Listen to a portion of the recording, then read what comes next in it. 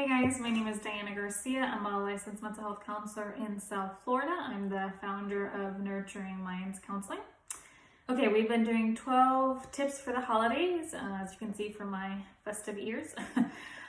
So we've gone through 1, 2, 3, and today is the 4th tip. And so today's tip is really naming a feeling that you're feeling when you're triggered. So we talked about knowing what your triggers are for this holiday season, knowing what thoughts are related to that trigger. And so now we're going to be talking about what's the feeling that's related to that situation, right?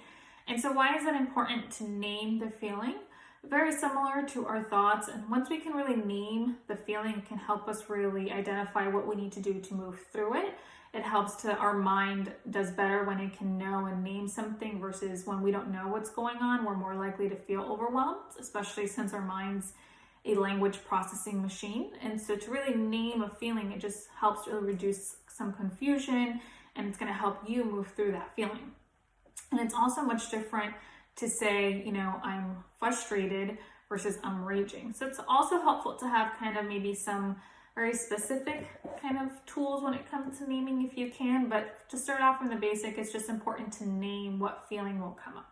Right, so I have this on my refrigerator, right? I'm sure some people who have kids also have this, but today I feel, what's make you feeling frustrated? Or today I'm feeling ecstatic, right?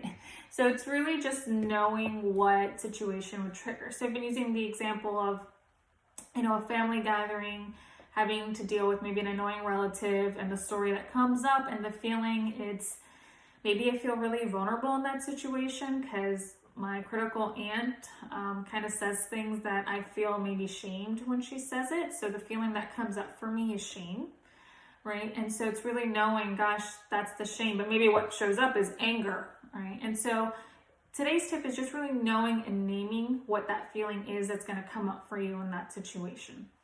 Or throughout this holiday season, when you're kind of noticing something's going on, a lot of times you can just kind of stop and really kind of try to ask yourself kind of what feeling am I feeling? Am I feeling disappointed or am I feeling sad, right? Am I feeling scared or am I feeling frustrated, right? So it's just really important to really start by naming the feeling. All right, that was the 4th tip for today's tips for the holidays. Hope that was helpful and hope to continue this series. All right, bye guys.